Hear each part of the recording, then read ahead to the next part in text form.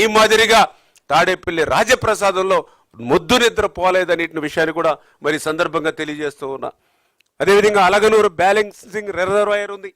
నేను అడుగుతూ ఉన్నా, నీ 5 సంవత్సరాల పరిపాలనలో ఆ యొక్క అలగనూరు బ్యాలెన్సింగ్ రిజర్వాయరు కృంగిపోయింది, నీటిని నిలబెట్టలేకపోతున్నామని ఆ రోజు అధికారులు మొరపెట్టుకుంటే 5 సంవత్సరాల నీ పరిపాలనా కాలంలో ఆ అలగనూరు బ్యాలెన్సింగ్ రిజర్వాయర్ని మళ్ళీ నీటిని నిలబెట్టాలనేటువంటి ఆలోచన నీకు ఎందుకు రాలేదని చెప్పి ఈరోజు జగన్మోహన్ రెడ్డి గారిని ప్రశ్నిస్తున్నటువంటి పరిస్థితి.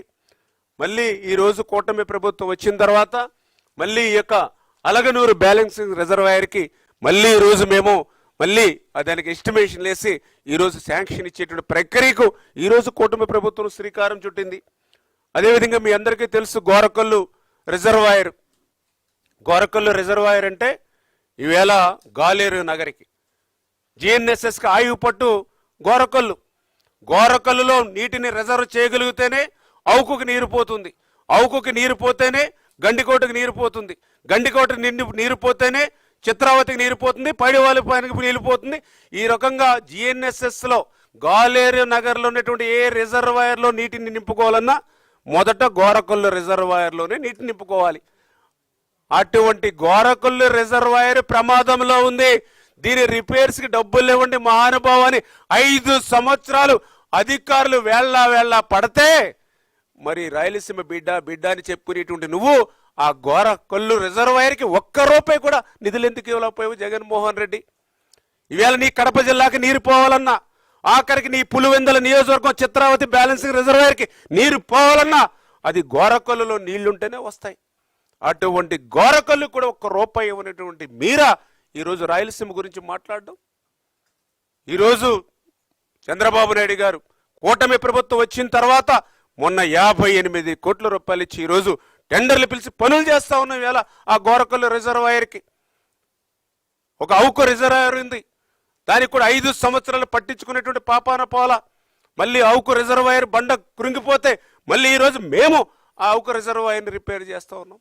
ఇట్లా అడుగడుగునా కూడా రాయలసీమకు సంబంధించినటువంటి ఏ ప్రాజెక్ట్ అయినా సరే, ఏ రిజర్వాయర్ అయినా సరే 5 సంవత్సరాల వాళ్ళ పాలనలో మరి పాలన పాపం ఫలితం మనందరం కూడా చూసాం. కానీ ఈరోజు కూటమి ప్రభుత్వం అధికారంలోకి వచ్చాక మరి వీటినన్నింటినీ కూడా మళ్ళీ సరి చేసుకుంటూ వెళ్తూ ఉన్నాం.